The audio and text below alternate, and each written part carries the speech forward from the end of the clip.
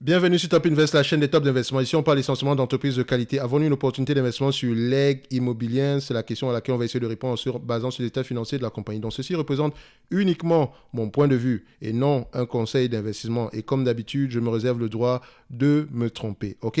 Donc, nous avons une entreprise ici qui exerce dans le secteur de l'immobilier résidentiel en Allemagne, je pense bien.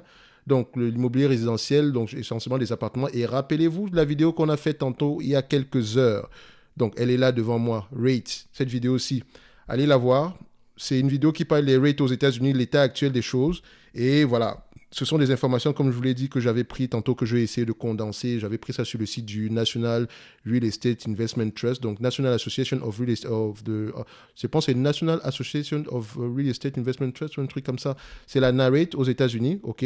Donc c'est une entreprise, c'est un peu comme voilà, c'est un peu comme l'association de toutes les entreprises qui exercent dans le secteur de l'immobilier aux États-Unis. On va le dire comme ça. Peut-être que je fais une erreur, mais voilà. Donc, c'est le Narrate, d'accord. En Europe, ici, je pense que c'est, j'ai oublié, je pense que c'est, j'ai oublié comment ça s'appelle en Europe normalement, mais aux États-Unis, c'est le Narrate. En Europe, ici, je pense qu'on a je sais pas si c'est EPRA, mais attendez, donnez-moi juste un instant ici. Association, non pas ça. Euh, Donnez-moi juste un instant. Bon, je ne retrouve pas ça ici, mais je sais que en Europe également, ils ont leur propre association ici en termes d'immobilier. Donc, il faudra aller voir également par là. OK, c'est ça. The European Real Estate Association. D'accord? Donc, normalement, sur ce genre d'informations, ici, vous pouvez avoir l'état général de l'environnement immobilier ici, commercial, entre parenthèses, en Europe. OK? Donc, on vous donne généralement des études, ils font des études, ils vous montrent au niveau de research, vous pouvez trouver ici qu'est-ce qui se passe, market research présentement, mais parfois, ce n'est pas gratuit, d'accord? Donc, voilà, si vous voulez avoir à peu près l'état de l'immobilier, l'état du secteur de l'immobilier en Europe, vous pouvez aller voir le market research ici pour voir à peu près est-ce qu'ils ont des informations, qu'est-ce qu'ils disent ici. Donc, c'est totalement gratuit, c'est là, c'est affiché, donc c'est disponible, ce sont des informations publiques ici, ok? D'accord? Bon, on prend l'aigle immobilière et quand je regarde l'aigle immobilière, je pense directement à Vonovia. Rappelez-vous, j'ai passé des heures à aller regarder les rapports financiers de Vonovia. Et Vonovia, ici, je peux même retrouver la vidéo directement ici. On va mettre ici Vonovia. Donc, Vonovia, donc, on avait lu ici, voilà, on avait fait une analyse ici de Vonovia dernièrement. J'ai passé des heures sur cette entreprise-ci, donc 40 minutes de vidéo, mais ce n'est pas 40 minutes de recherche, c'était plus que ça. Donc, on a eu ici, voilà, j'ai dit à peu près ce que j'avais à dire à peu près sur le secteur immobilier en Allemagne. Encore que je ne suis même pas un expert dans ce domaine-là. Donc, moi également, j'apprends beaucoup dans ce secteur-là, dans ce segment d'immobilier. Mais par rapport à ce que j'ai lu aux États-Unis, l'immobilier, et je comprends maintenant par rapport à ce que Blackstone faisait. Blackstone, ici, a racheté de l'immobilier, rachète de plus en plus d'immobilier résidentiel aux États-Unis. Et je me posais la question, mais pourquoi est-ce qu'ils payent autant pour l'immobilier résidentiel Blackstone? Donc, Blackstone apartment rate buy out. On va mettre ça comme ça. Blackstone Apartment. Vous voyez ici qu'ils ont acheté dernièrement, en tout cas, ils ont acheté dernièrement Apartment Community of Acquisition of Preferred Apartment Community Inc.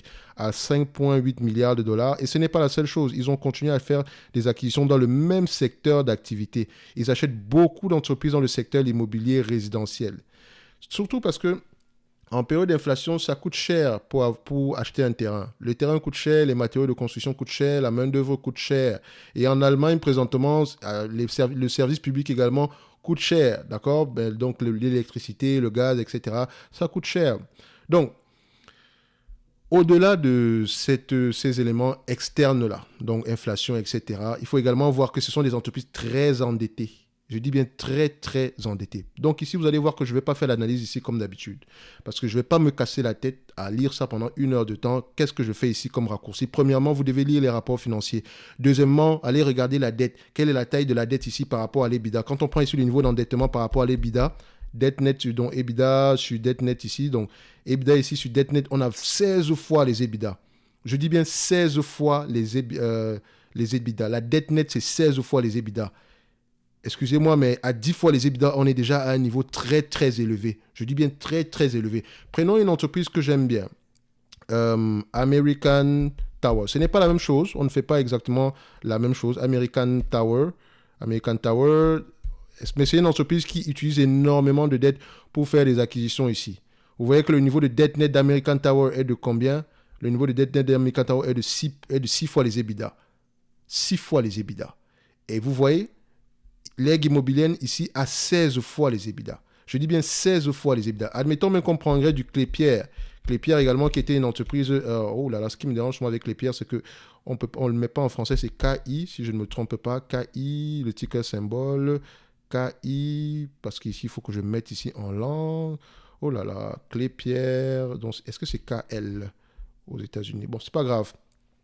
Donc, admettons, par exemple, qu'on prenait du Unibail Rodamco, qui était une entreprise très endettée ici, d'accord? Unibail avait à un moment donné une dette nette aux alentours de près de 6 000 fois les EBITDA ici, mais bon, ça c'était parce qu'il y avait une baisse des loyers, etc. Donc, c'est temporaire. Quand on le rapproche ici sur une année, vous allez voir ici que Unibail, c'est à peu près 17 fois les EBITDA, également très endetté, mais qu'est-ce qu'elle fait maintenant pour payer la dette? Elle doit vendre un segment, elle doit vendre une partie de ses activités aux États-Unis normalement. Donc, elle a une énorme dette également ici. Si vous prenez des entreprises comme Simon Property Group, je vous en parle tout le temps ici et je ne fais que parler de cette compagnie ici. D'accord? Simon Property Group a une dette nette de combien? Une dette nette de 8 fois les EBITDA. Non, 6,6 fois les EBITDA. OK? Donc, quand je prends du leg immobilier et que c'est 16 fois les EBITDA, je me pose d'abord la question à savoir, est-ce que les EBITDA sont en train de diminuer? Question, réponse, non, ça ne diminue pas. Mais pourquoi est-ce que la dette nette est aussi élevée? Est-ce qu'on a fait une acquisition? Peut-être. Oui, on a fait une acquisition dernièrement. L'acquisition ici, c'était une acquisition de près de 1 milliard de dollars, 1 milliard ici. Donc peut-être qu'on a c'est par rapport à ça que la dette nette a drastiquement augmenté ici. Donc peut-être qu'on a acquis l'entreprise ici avec de la dette. Donc on a émis de la dette, d'accord? On a acheté une entreprise qui avait déjà également de la dette à l'intérieur. Donc ces entreprises sont très endettées. Mais également elles sont très endettées, mais elles se retrouvent dans une position où l'immobilier, le client final va préférer louer plutôt que acheter. Et si vous louez présentement, si je ne me trompe pas, la dernière fois que j'avais vu les informations sur Vonovia, il y a une pression au niveau du secteur de l'immobilier en Allemagne, immobilier résidentiel. Il y a une pression qui est favorable aux entreprises comme l'EG Immobilien ou bien Vonovia. Donc ici, les loyers sont très élevés. Très, très élevés. Bon, elles peuvent également se permettre d'augmenter ces loyers-là. Et également, elles se retrouvent dans une période où vu que les loyers sont adossés à l'inflation et que l'inflation ici impacte négativement le secteur ici des logements neufs, elle se retrouve à une situation où les biens immobiliers ont de plus en plus de valeur. Moi, je pensais que c'était le contraire. Mais là, j'ai appris quelque chose. Donc, vous voyez qu'en connaissant à peu près le secteur ici, ça vous donne à peu près des informations supplémentaires qu'on n'a pas. OK? C'est pour ça que c'est toujours important de connaître à peu près le secteur dans lequel on évolue. Entre parenthèses, par exemple, sur ASML, allez voir ce que Biden a dit dernièrement par rapport aux ressortissants américains qui travaillent pour les compagnies de semi-conducteurs en Chine. Vous allez comprendre pourquoi est-ce que tout le secteur des semi-conducteurs est en berne présentement, parce qu'il y a une influence politique dessus. Et l'influence politique ici, c'est jamais une bonne chose, parce que c'est imprévisible.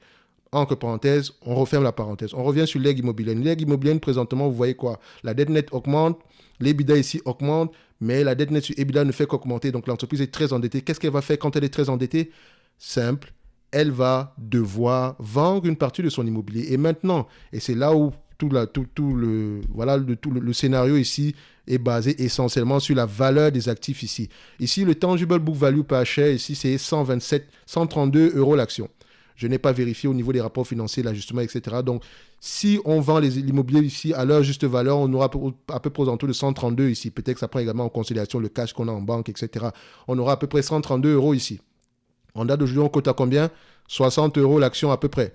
Donc, on a à peu près 50% de décote par rapport à la valeur des biens immobiliers. Ça pourrait être intéressant. Maintenant, ça dépend de la valeur des biens immobiliers présentement. Est-ce qu'elle a le droit même de vendre ces biens immobiliers-là? Peut-être que les covenants ici disent qu'elle doit à peu près garder un certain niveau d'immobilier ici, ou bien certains biens immobiliers sont adossés ici à des hypothèques. Donc, il faudrait aller voir ça ici. Est-ce qu'elle a les moyens de rembourser cette dette-là?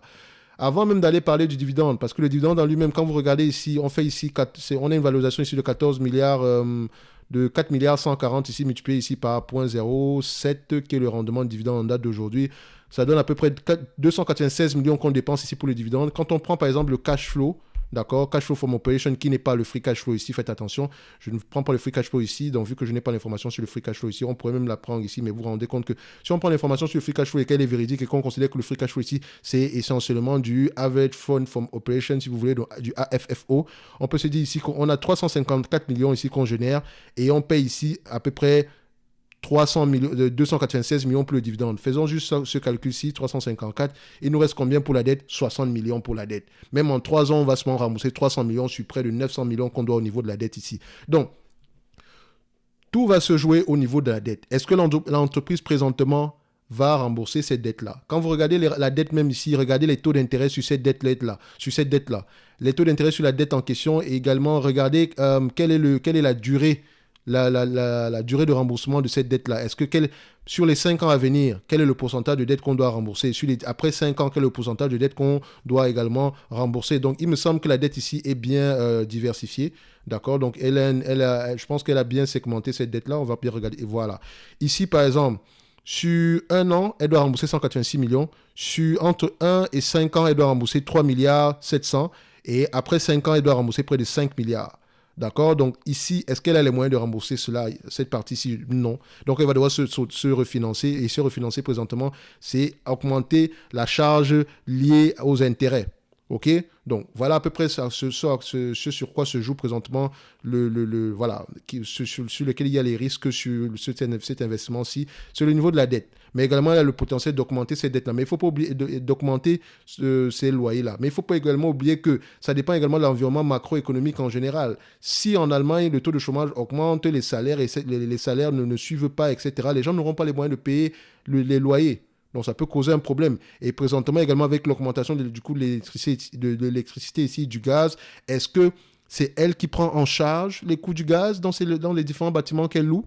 D'accord? Il faut également regarder ça ici. Est-ce qu'elle a juste de l'immobilier résidentiel? Il faut également aller regarder ça ici. Si on se base juste sur le plan quantitatif, on se dit, OK, je vais acheter cette compagnie-ci à la moitié moins de la valeur de ses actifs ici. Et voilà, si elle arrive à revendre, si on a sur le marché me repaye à peu près la moyenne de ce qu'il paye généralement ici, je pourrais avoir un bon retour sur investissement. Parce que, est-ce que le marché paye généralement un price to tangible book value égal à 1? On va juste prendre ça ici. Je ferme.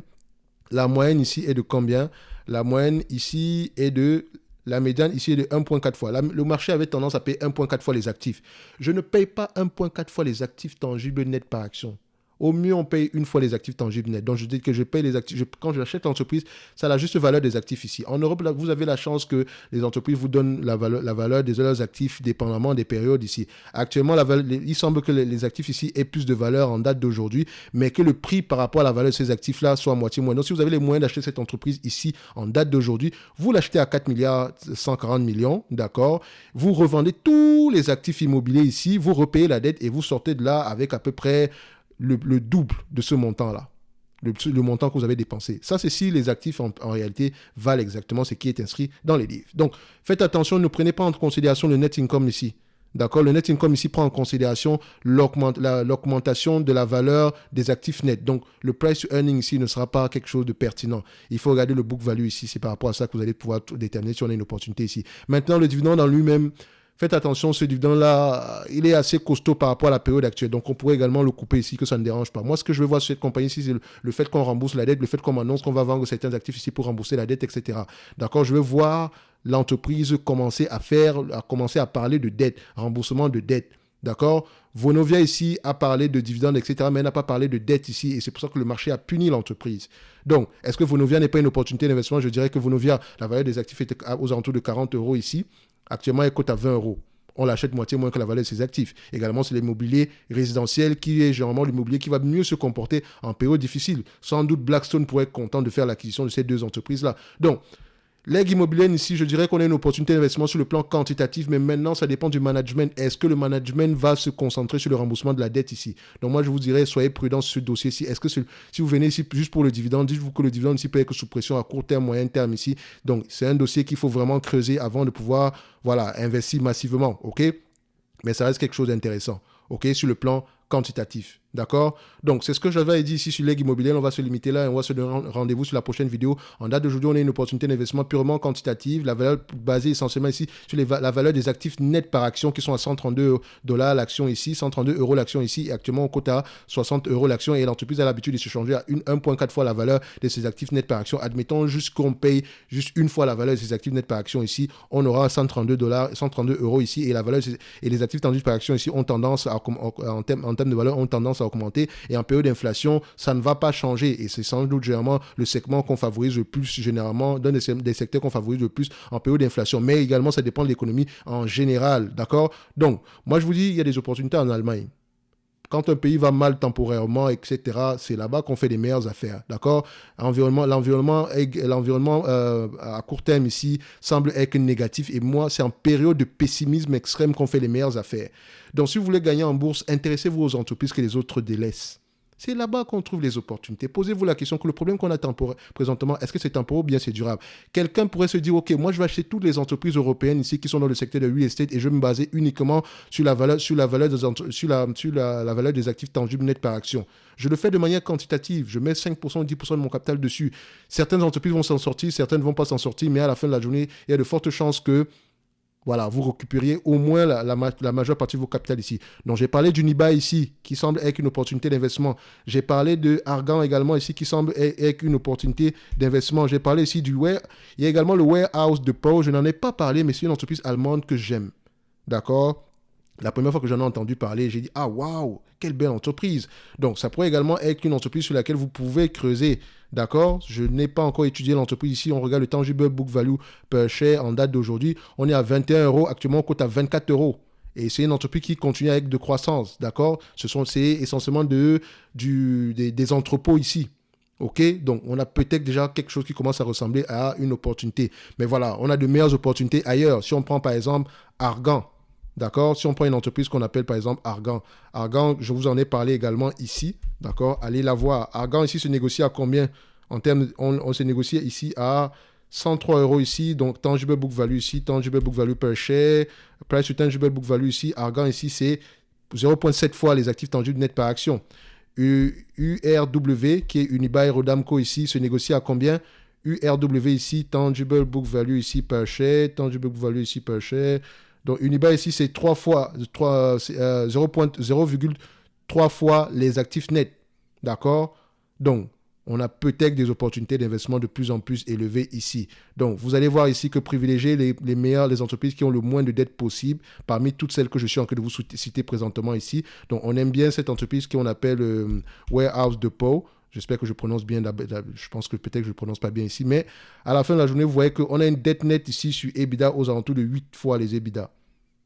Ouais, 8 fois les EBITDA. Et on me vend une entreprise comme l'aigle immobilier à 16 fois les EBITDA. Et ce n'est pas que l'EBITDA a diminué, il a augmenté. Franchement, dosé.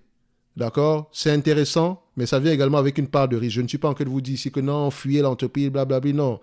Je sais que l'immobilier, c'est la dette également ici. Si on peut revendre ces actifs-là à leur juste valeur, on peut rembourser une partie de la dette ici. Mais est-ce que c'est le cas du management? Est-ce que c'est ce que le management va faire? Pour une interrogation. Je vais me limiter là et on va se donner rendez-vous sur la prochaine vidéo. Et d'ici là, portez-vous bien. Pour l'aigle immobilier, on a une opportunité d'investissement quantitative, mais maintenant, ça ne vient pas gratuitement. Merci.